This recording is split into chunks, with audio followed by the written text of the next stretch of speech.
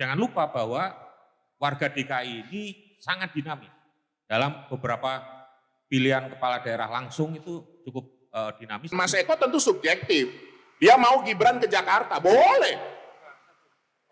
Nah, arahnya tadi begitu. Coba Mas Eko.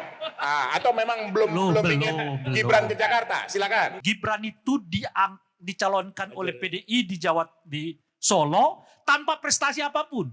Naik. Boleh nggak saya jawab nih? Bob, tunggu dulu dong. Iya. Tingkat kepuasan publik terhadap kinerja Ahok itu 75%.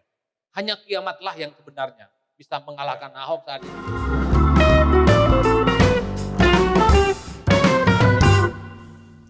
Kasih dulu. Surveinya belum tadi mendengarkan paparan capaian saya, Mas Gibran yang saya sampaikan. Kalau udah masyarakat Jakarta mendengar itu. Nggak percaya. Adi Prais sama Ray Rangkuti nggak percaya. Basis material prestasi itulah yang membuat ini jadi seksi, ya nggak Bang? Ya memang, jadi begini. Dalam semua kontestasi itu partai politik juga akan sangat menentukan. Karena struktur partai itu akan bekerja. Apalagi di Jakarta saya sudah, terutama misalnya PDI ya, kita pernah bekerja sama dalam 2012 itu, meskipun tentu dengan tekanan ya, karena waktu itu perolehannya kan tidak di DPRD kan tidak mampu mengusung pasangan calon sendiri, sehingga dengan Partai Gerindra waktu itu. Tapi struktur bekerja cukup maksimal dan membuktikan bahwa kemudian bisa mengantarkan Pak Jokowi sebagai gubernur. Nah itu pasti akan jadi catatan penting. Tetapi juga jangan lupa bahwa track record apa yang sudah dicapai oleh Pak Jokowi juga menjadi catatan buat warga kota DKI Jakarta, dan itu memudahkan kita untuk istilahnya memasarkan secara politik kepada warga kota. Dan jangan lupa bahwa warga DKI ini sangat dinamis. Dalam beberapa pilihan kepala daerah langsung itu cukup dinamis, dan tentu belum ada yang 2 periode. Mas, ya makanya untuk incumbent kan. Ya. Nah, dan kemudian ini masyarakat dunia untuk Twitter, untuk media sosial. Nah, dengan sarana itu mereka bisa melakukan tracking untuk kinerja dan sebagainya. Nah, belum mungkin segmen milenialnya dan sebagainya. Jadi kombinasi antara dukungan partai kemudian kinerja dari kandidat itu juga akan sangat memiliki modal politik sebagai modal politik yang akan menjadi pertimbangan. Kira-kira begitu ya. Tidak hanya linear tapi juga apalagi warga DKI saya sangat melihat bahwa sangat aware terhadap kontestasi politik ini. Saya kira itu. Oke, kita minta ke Bang Eriko dulu ya. Karena ini Bang, Ya. ternyata ada 3 kader PDI Perjuangan gitu masuk listnya Adi Pray ini gitu. Ini apa patut disyukuri atau akan ada pertempuran internal yang agak keras? Mas Ari. Akan ada tudingan banteng celeng. Bro Budi. Nah, Ini bisa ditanya langsung sama Mas Adi Pre. Apakah kami ada mencampuri soal survei?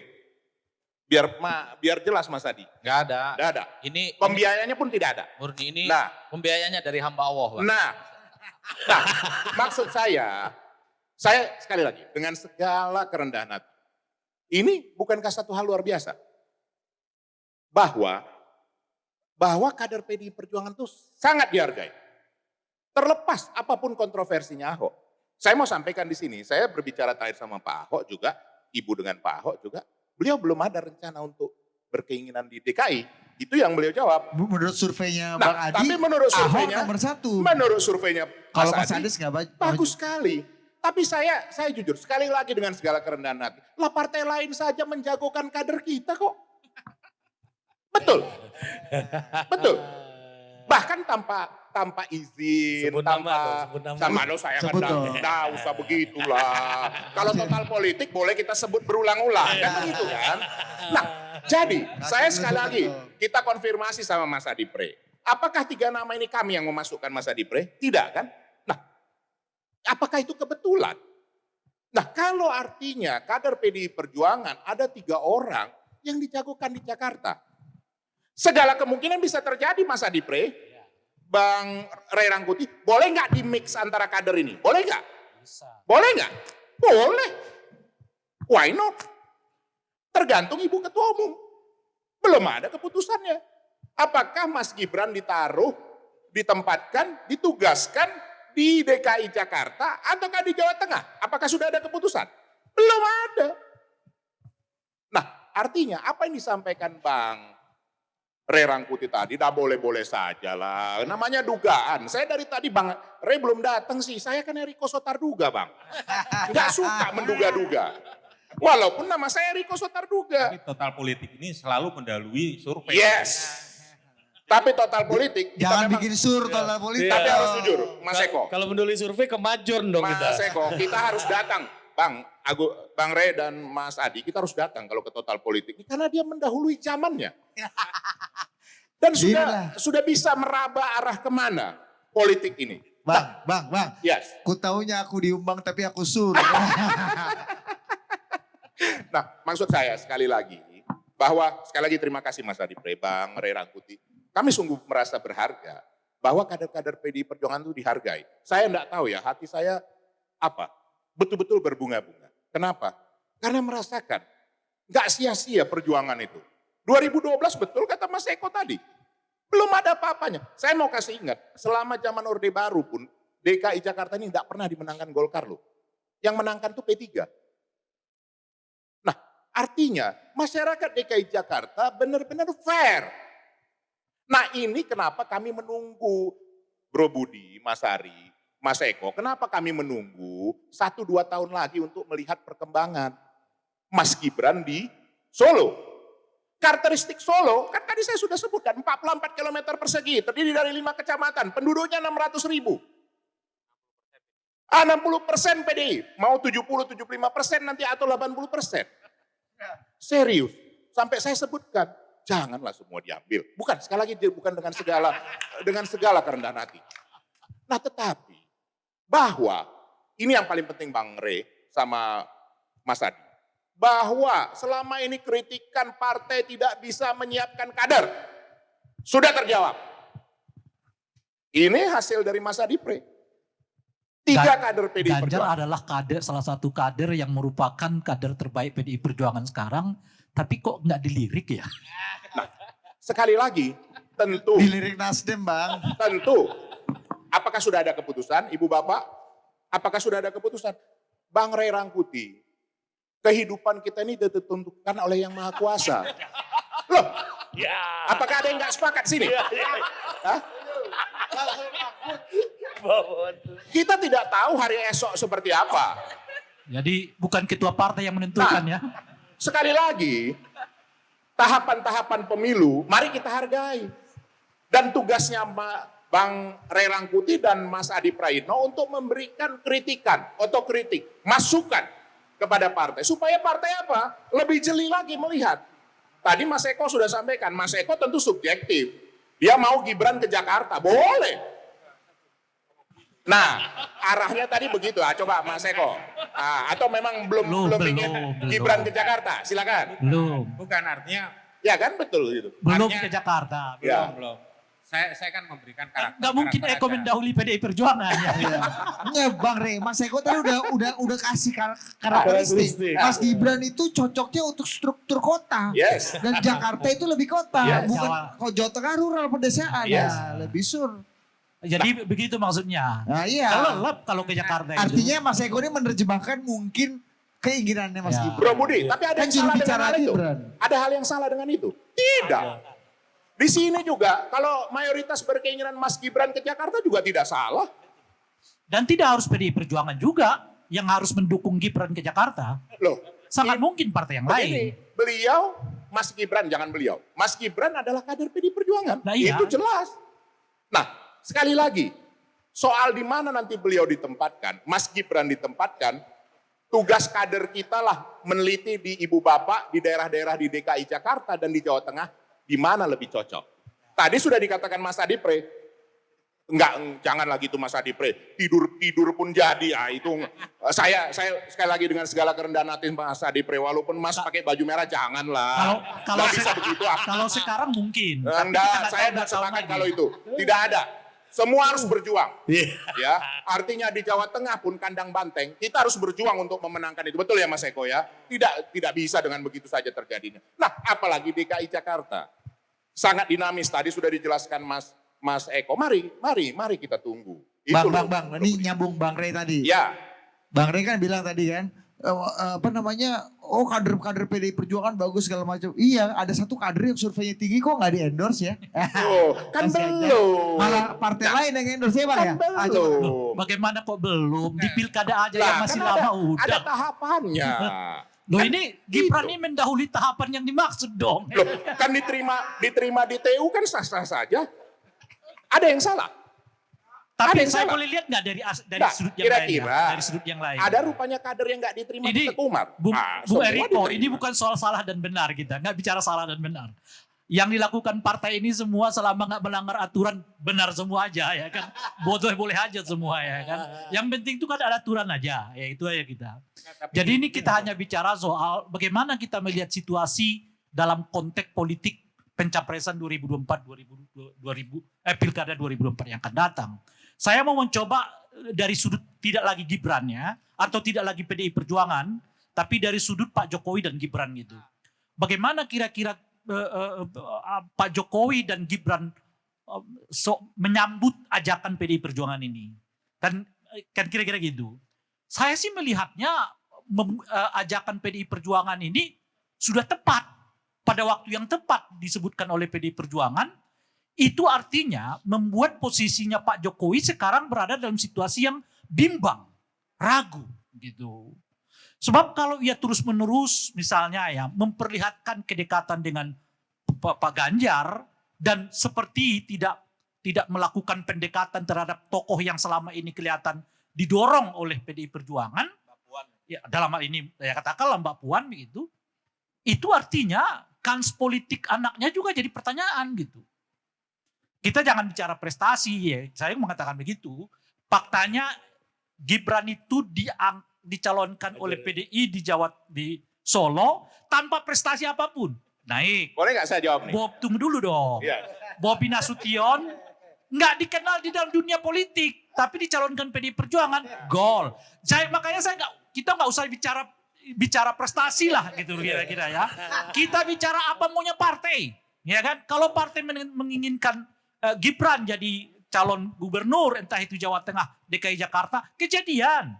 Lah Mbak Puan nggak ada prestasinya, bukan nggak ada prestasi, mohon maaf. Elektabilitasnya nggak kelihatan, tapi kalau partai mau, kita mau bilang apa? Kan kira-kira gitu. Bang Tunggu Rey, dulu. Bang Tunggu Rey, dulu. gini, Tunggu saya dulu. tawarkan Bang Rey maju pileg bagaimana? Enggak. Loh, Kita kan enggak. Bung Eriko. Jadi begini Bang Rey. Tunggu dulu Bung Eriko. Loh, Ini bagaimana ini artinya- moderator? Siapa yang ngomong Enggak, dulu? bukan. Artinya begini, dari mana karakteristik prestasi yang Bang Rey mau sebutkan? Sini, saya tawarkan Bang Rey satu dapil sama saya di Jakarta Selatan Pusat. Bagaimana?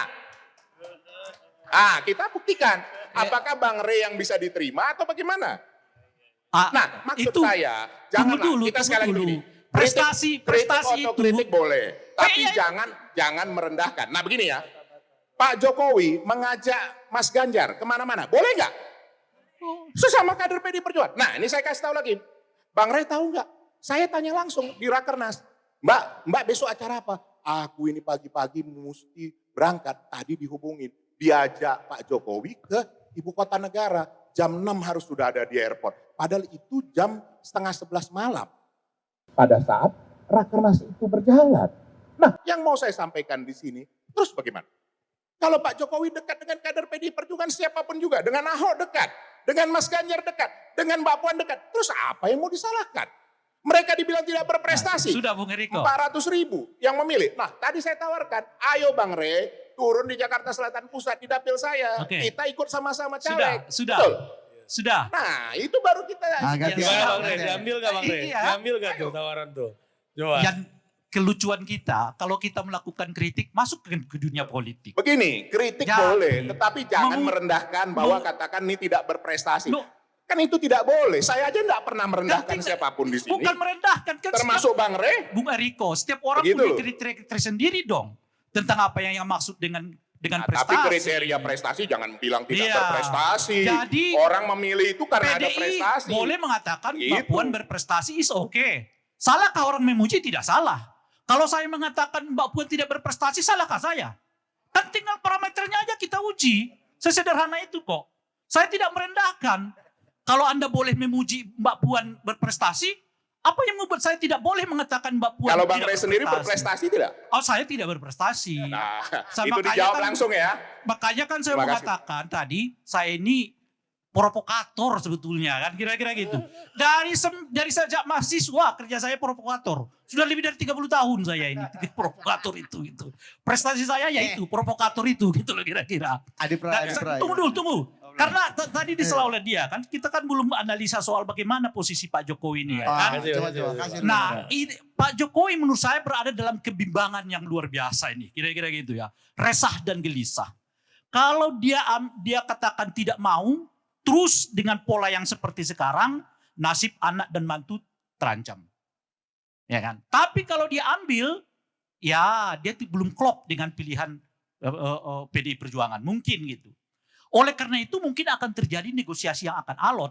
Tetapi yang pasti tawaran PDI Perjuangan ini sementara membuat PDI Perjuangan lebih melangkah maju sedikit dan menahan gerak Pak Jokowi dalam konteks yang kita sebut tadi, yang melakukan semacam kedekatan terhadap Pak Ganjar.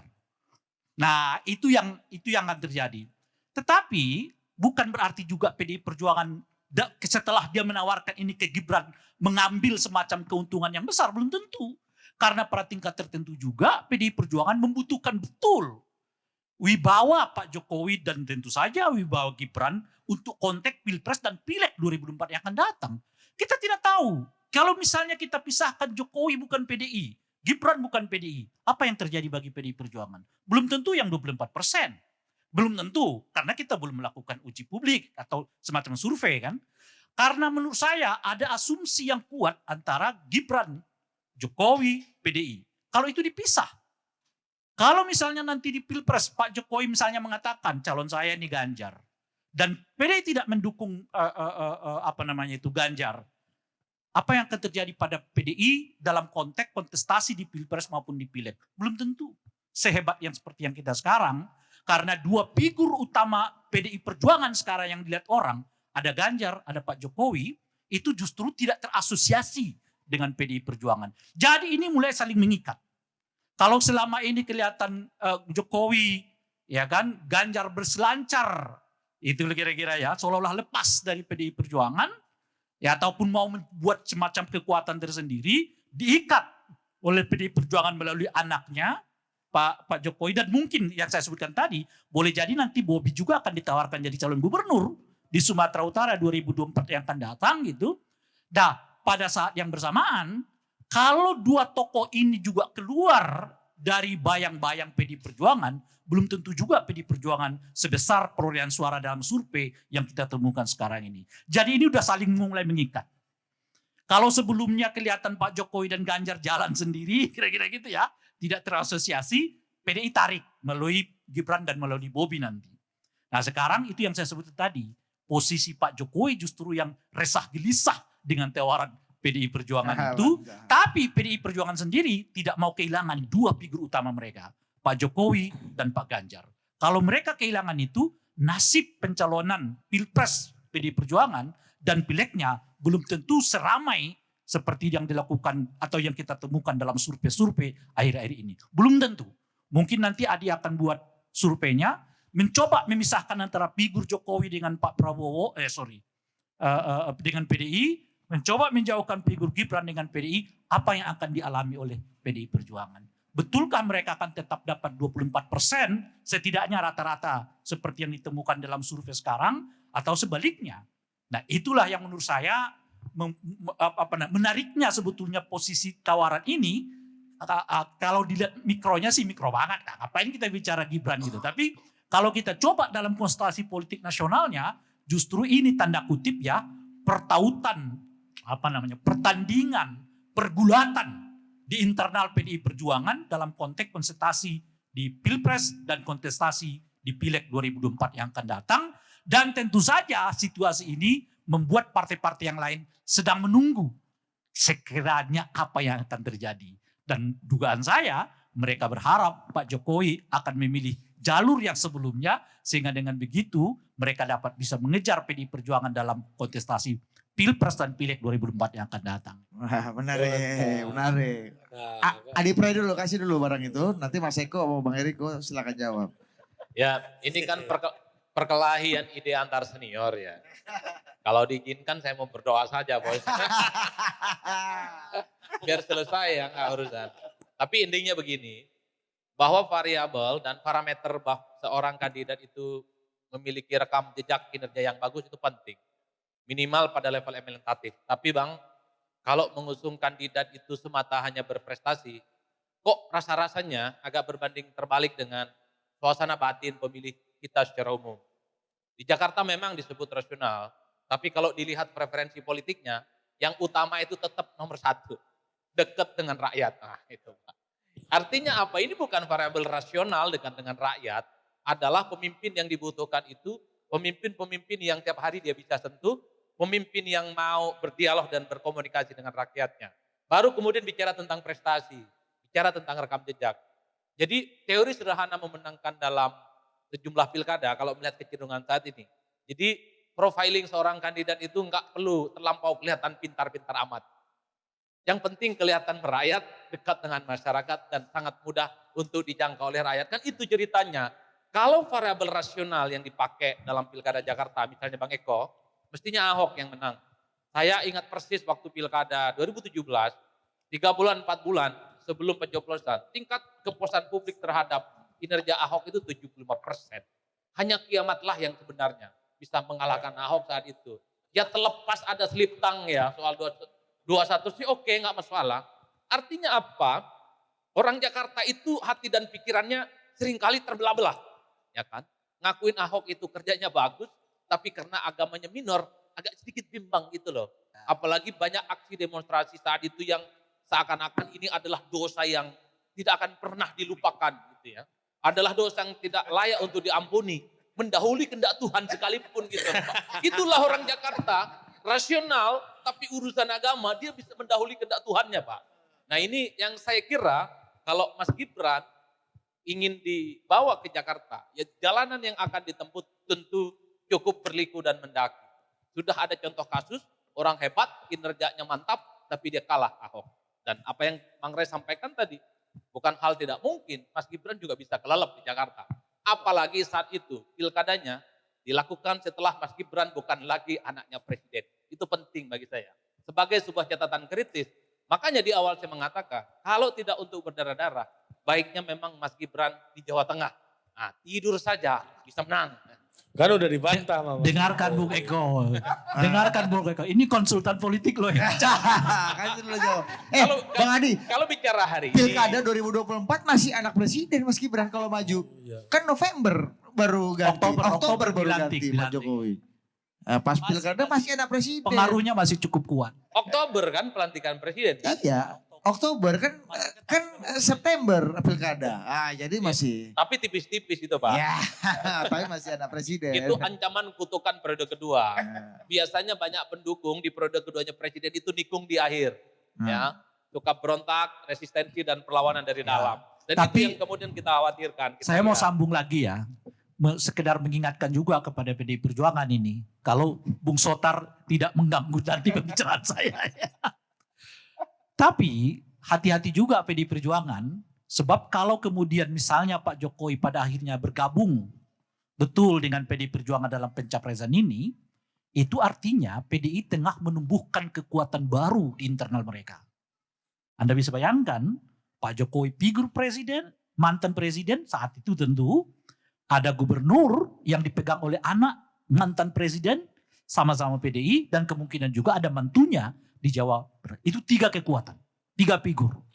Siapa setelah Ibu Mega di PDI Perjuangan dari Trah Soekarno? Apakah Puan? Apakah Prananda? Sekuat itukah mereka kalau misalnya bersaing dengan figurnya keluarga Pak Jokowi? Dan seterusnya, dan seterusnya itu. Artinya berbaik-baik juga dengan keluarga Pak Jokowi bisa juga loh menjadi semacam problem dan masalah bagi internal PDI Perjuangan dalam konteks kekuatan siapa yang akan berpengaruh di PDI Perjuangan di masa yang akan datang. Memang tidak ada jalan mudah untuk memilih, tetapi tetap harus dilakukan. Kita nggak tahu mana dari skenario mana yang akan diambil. Nanti Sotar Duga yang akan menyampaikannya kepada kita. Masih kok. Ya jadi begini, menurut saya antara Pilpres dan Pilkada serentak ini kan meskipun ada jarak, ya, tapi jarak waktu, tapi kan kemudian dilakukan pada tahun yang sama. Nah, ini saya kira penting, harus dilihat sebagai, menurut saya adalah nilai strategis di Pilpres itu juga akan penting untuk ada ekor jas yang mempengaruhi di Pilkada 2024. Nah, oleh karena itu pemutusan pencapresan dari partai terutama yang saya amati misalnya PDI Perjuangan yang bisa mencalonkan pasangannya sendiri ya tanpa bergabung dengan partai politik ya dalam persyaratan KPU.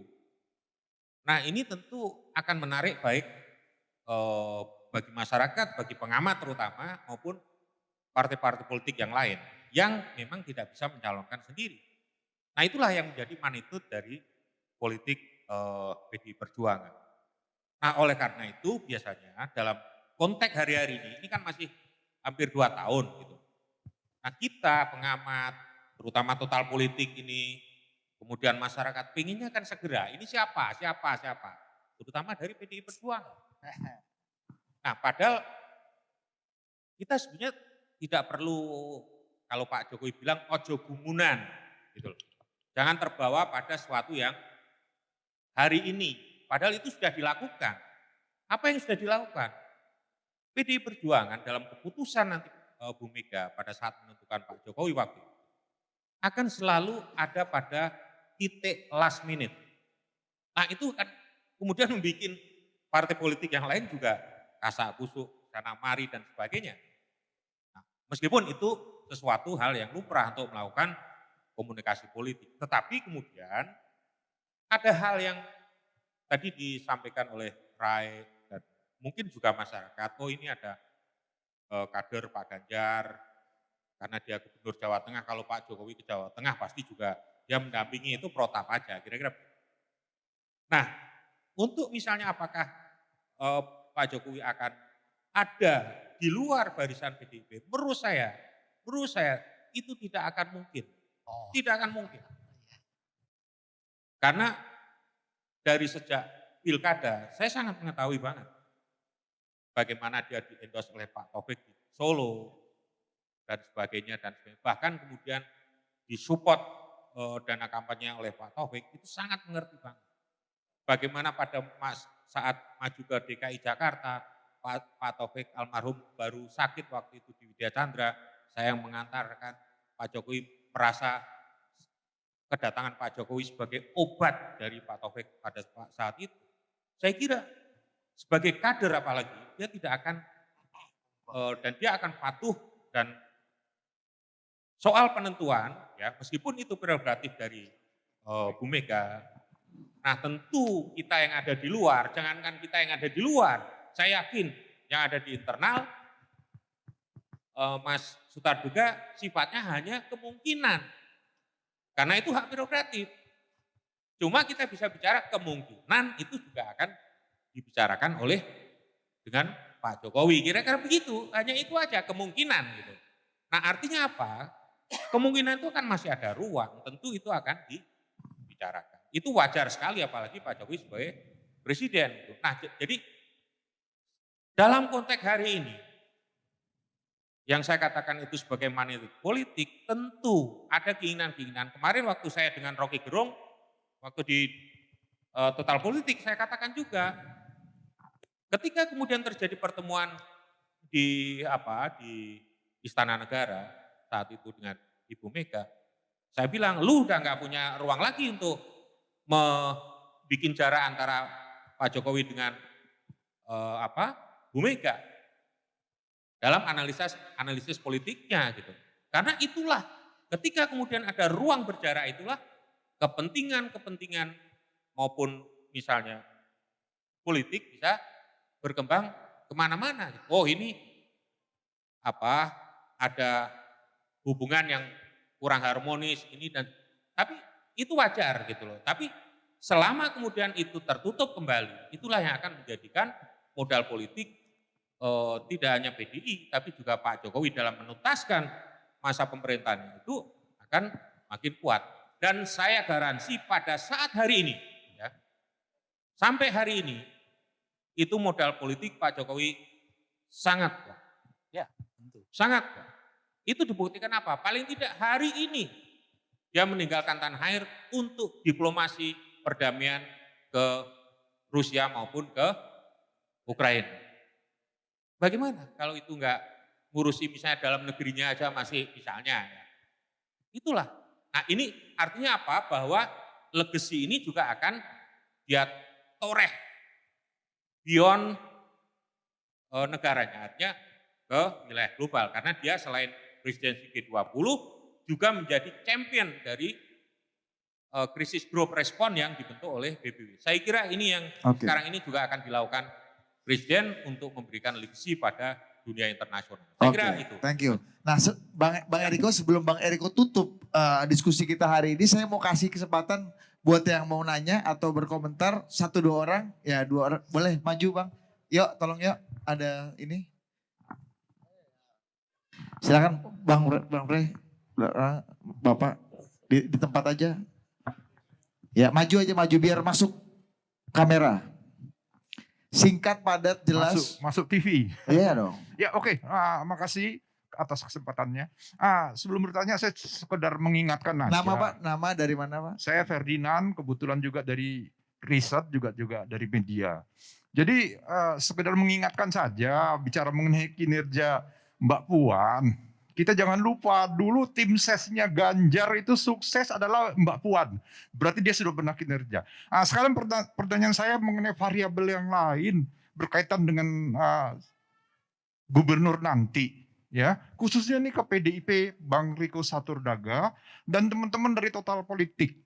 Ya, sampai sejauh mana kontribusi daripada peran media, ya, untuk sebagai variabel untuk menentukan keberhasilan. Karena saya ingat Ibu Mega kemarin penutupan Rakernas itu luar biasa dia kecewanya terhadap media sekarang. Ya, sehingga kalau nggak salah Bang Riko dia punya rencana mau buat media sendiri. Ini gimana kira-kira realisasinya? Karena itu benar, itu jangan lupa. Nasdem besar tuh karena media. Ya, kemudian Hari Tanu juga karena media dan sebagainya. Itu betul-betul. Nah itu pertanyaan saya.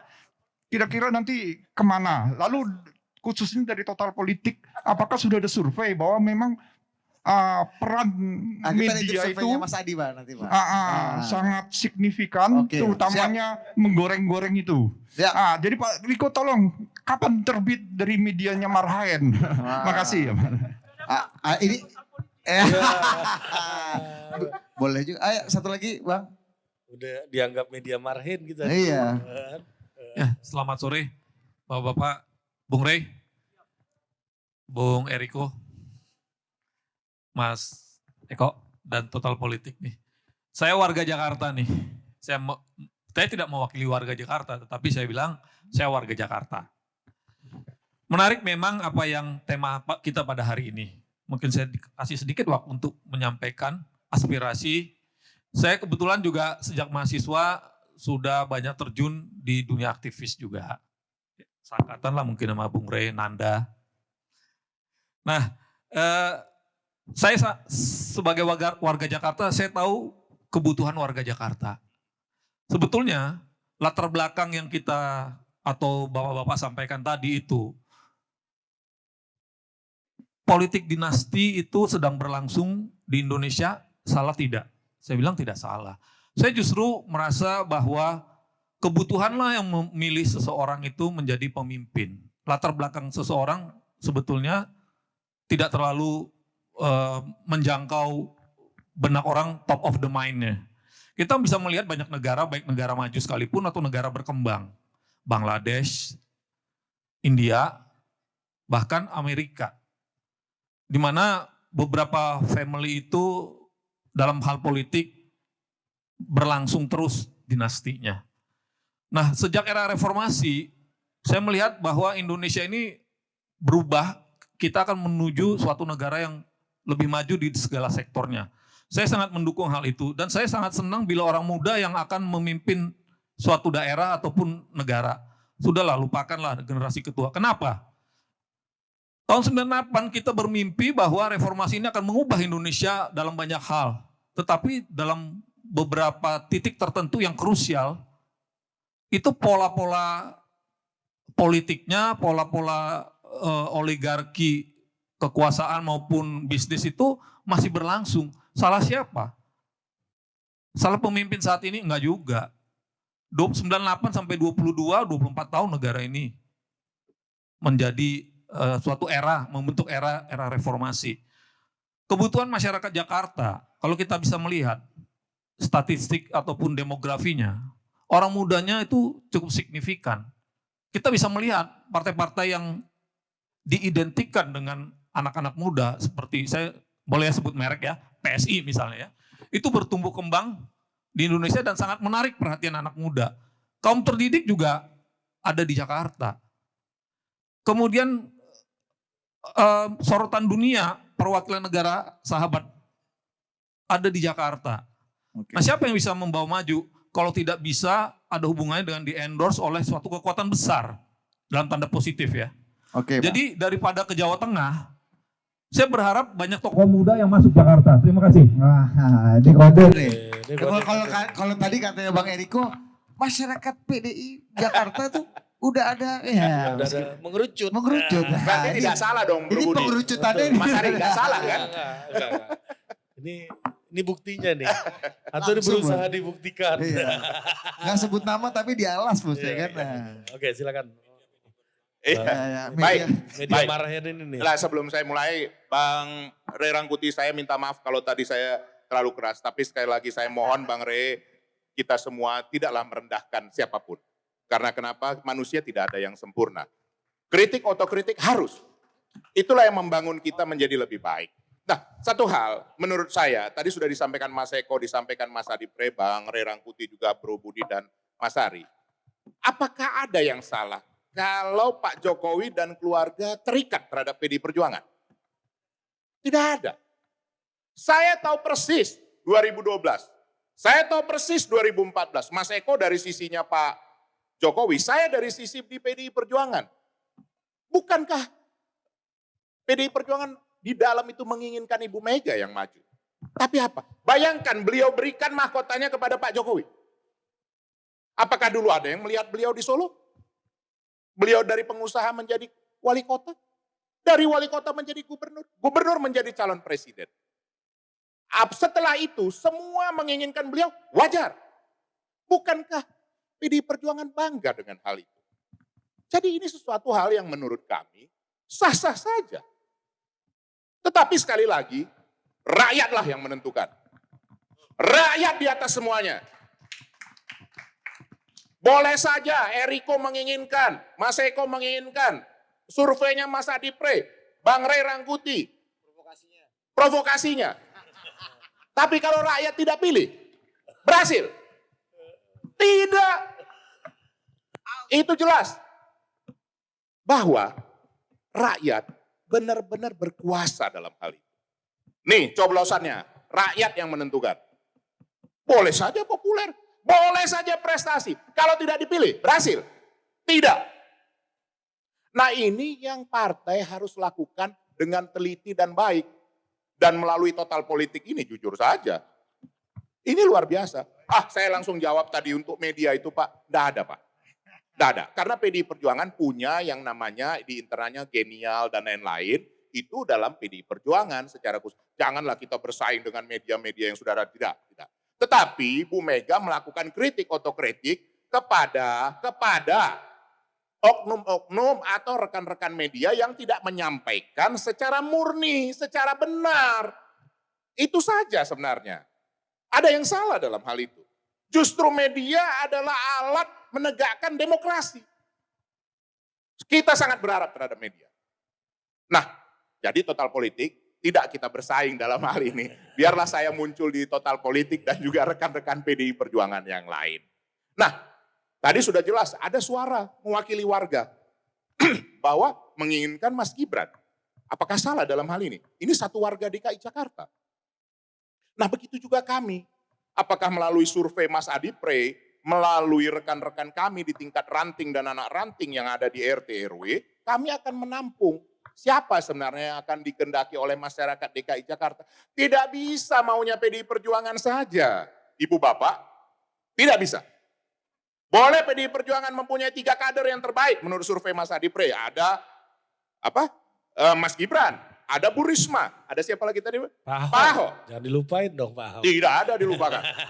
Dan kami tentu akan menanyakan lagi kepada Pak Ahok, memang berkenan atau tidak ada keinginan. Itu kan hak beliau. Apakah masih pengen di Pertamina kata Mas Eko? Monggo saja. Jadi ini hal yang kembali kepada diri pribadi masing-masing. Atau Ganjar boleh juga ke DKI Jakarta ya. Loh, kenapa tidak? Semua memungkinkan. Tapi juga di kader untuk calon presiden ada Mbak Puan, ada Mas Ganjar, ada Bu Risma.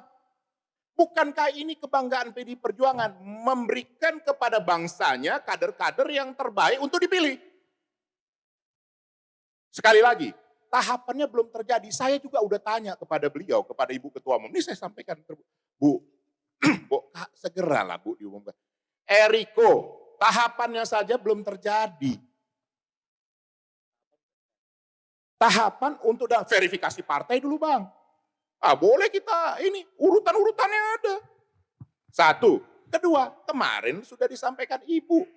Mbak Puan silakanlah menjalin yang namanya komunikasi politik dengan seluruh partai. Kenapa tidak? Membangun bangsa ini tidak bisa hanya sendiri. Tapi apakah tidak mungkin nanti cuma 2 koalisi atau 3 dalam sebutan koalisi kalau kami menyebutkannya kerjasama? Apakah bukan tidak mungkin juga 4? Bro Budi, Mas Ari, mungkin. Nah, kembali kepada strategi masing-masing partai. Nah, inilah yang kami tunggu sebenarnya dari Bang Ray Rangkuti, Mas Adi Pre, juga total politik. Majulah terus total politik. Nah, kalau saya boleh, subjektif boleh kan? Boleh ya. Ya undanglah sering-sering. Minta maaf Bang Ray, aku tahu Bang Ray juga kan mungkin tinggal di selatan sama Mas Adi Pre, walaupun gak suka lihat Eriko ya gak apa-apa, tapi ya coblos lah Eriko, itu apa sih susahnya? Gua gak demen lihat lo, gua coblos hidung lo, das. Why not? Kan begitu kan? Udah jelas dapil gak ini? Bukan. Udah jelas dapil gak ini ya? Bang Ray, belum tentu juga Eriko ditugaskan. Nah itu yang saya mau ingatkan di sini. Nah kalau ditugaskan menteri itu Mas Eko yang lebih ini kan. Nah artinya ya tentu kami mempersiapkan. Soalnya ada kejadian Bung Eriko ya. Kawan kita udah diundang ke istana berbaju putih. Nah, tiba-tiba gak diumumkan nama. Nah itu kan? maksud saya. Ada juga kejadian Maksud saya kita percaya kekuatan Tuhan. Itu harus kita percaya. Tidak ada. Ini Mas Eko. Mas Eko nih tunjukkanlah. Ini. Tidak ada yang pasti. Saudara-saudaraku. Bro, total politik. Yang pasti hanya kita harus ikut total politik. Supaya kita tahu perkembangan yang terbaik. Itu saja dari saya sekali. Merdeka! Yes. Kita tutup dengan hikmah dan kebijaksanaan dari Ray Rangkuti. Karena di dalam konstitusi kita, bangsa bukan dipimpin oleh pengetahuan, tapi oleh hikmah dan kebijaksanaan. Ya silakan Bang Ray Rangkuti. Sebetulnya hikmah dan kebijaksanaan itu sama ya. Kebijaksanaan itu bahasa Indonesia, hikmah itu bahasa Arab. Tapi dua-duanya sama itu. Hikmah ya kebijaksanaan itu hikmah. Tetapi hikmah itu tidak bisa terjadi kecuali berdasarkan ilmu pengetahuan. Ilmu pengetahuan yang melahirkan hikmah, gitu, kebijakan dan seterusnya gitu. Nah oleh karena itu tentu kita berharap partai-partai ini bijak. Partai-partai bijak yang seperti apa? Yang jelas-jelas pertama tentu saja mendasarkan seluruh pilihan-pilihan mereka berdasarkan atas kemauan publik, keinginan publik gitu. Tapi yang paling penting menurut saya menjelang Pilpres 2024 yang akan datang ini, kita harus berkomitmen betul, khususnya kepada partai-partai sebetulnya, untuk tidak mempergunakan isu identitas dalam konteks pemenangan pemilu. Saya sih sebetulnya agak bersyukur karena beberapa partai kelihatan punya komitmen yang kuat tentang itu sekarang. Koalisi Indonesia Bersatu misalnya jargonnya sekarang tidak pakai identitas, is okay gitu ya. Kemudian kemarin PDI Berarti dulu pernah dong?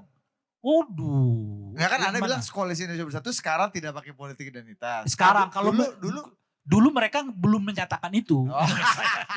Jadi mereka belum menyatakan bahwa salah satu yang mereka cegah itu adalah politik identitas. Sekarang mereka menyatakan itu. Nah, Nasdem dengan PKS juga mengatakan hal yang sama, ya kan? Saya kira akan menyusul PDI Perjuangan kan kira-kira gitu ya. Kemudian partai-partai yang lain gitu. Tapi tentu kita berharap ini tidak hanya lisan. Jangankan lisan, hitam di atas putih kadang-kadang juga nggak jalan itu gitu ya. Nah, kenapa saya mengatakan bahwa politik identitas ini kita cegah? Karena menurut saya politik identitas ini udah berulang kali saya sebutkan jauh lebih berbahaya daripada politik uang. 3 hal yang mengakibatkan politik identitas ini berbahaya dari politik uang. Pertama, daya jangkaunya luar biasa. Pilkadanya di DKI Jakarta, ributnya bisa sampai ke Indonesia Timur sana. Kedua, daya lamanya luar biasa. Ya, Pilkada DKI 2017, sekarang udah 2022, nggak sembuh-sembuh itu antara cebong dan kadrun, kampret, macam-macam gitu. Dan yang ketiga, politik identitas itu punya potensi menimbulkan kekerasan. Politik uang nggak ada orang bakar TPS karena uang caleg nggak diberikan gitu misalnya ya. Misalnya Bung Sotar Duga udah janji sama misalnya, saya yakin beliau tidak akan melakukan ini, karena saya yakin beliau nggak melakukannya. Saya buat sebagai contoh. Nah, misalnya Terima kasih Bang, memang ya, betul itu. Benar, misalnya saya Bung jamin. Sotar Duga menjanjikan, tiba-tiba udah dicoblos nggak keluar. Apakah rumahnya Sotar Duga itu akan dikerupung massa? Kagak gitu. Tapi politik identitas sekali yang muncul, bangsa kita terbelah, punya potensi kekerasan, lukanya cukup tinggi, dan oleh karena itulah ya saya kira ya kita semua punya betul-betul komitmen tidak untuk politik identitas pada 2024 yang akan datang. Itu kira-kira kata hikmahnya. Bang, itu kopiah Bung Karno itu mau dipakai nyalek di PDI Perjuangan nggak itu tadi tantangan Bang Eriko tadi itu? Ini bukan kopiah Bung Karno saja bro, ini kopiahnya Ahok juga. Nanti lambang Bung Karno itu saya akan berikan sama Bang Rey. Dan sekali lagi, saya minta maaf dan kami memberikan kesempatan seluas-luasnya kepada Bang Rey untuk bisa memilih di mana beliau berkenan. Nah, Terima kasih. biasanya di acara ini di akhirnya ada yang kemarin Hasan Nasbi taruhan Alpar. Ya. Nah ini Bang Eriko minta Bang Rey masuk PDIP Perjuangan kan. Selalu ada permintaan. Selalu ada permintaan di ujung acara ini. Kok PDI operan permintaan terus ya? Ada yang calon gubernur, ada yang caleg ya. Oke, terima kasih tepuk tangan untuk para pembicara kita. Demikian Safari 24 hari ini. Teman-teman silakan doorstop. Sampai jumpa minggu depan.